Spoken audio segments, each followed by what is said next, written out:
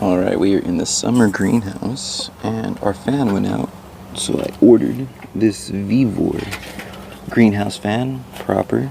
It was not wired, so I cut the old fan that went out and spliced into what we had here. This is what ChatGPT said to do, so hopefully this is right. And now I am getting ready to mount this in the greenhouse. So it's pretty cool. Alright, this is what we're mounting. We've got about 25-inch gap. I will be marking right here in the middle somewhere. And then mounting some screws on the bottom.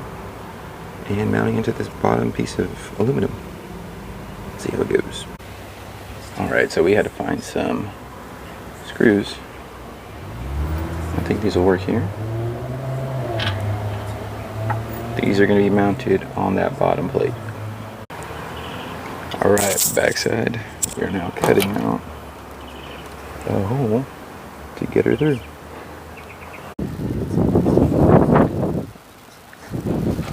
There we go. Test fit looks good. We'll seal this up with some weather stripping. Phew. Had a test run it. It is looking good.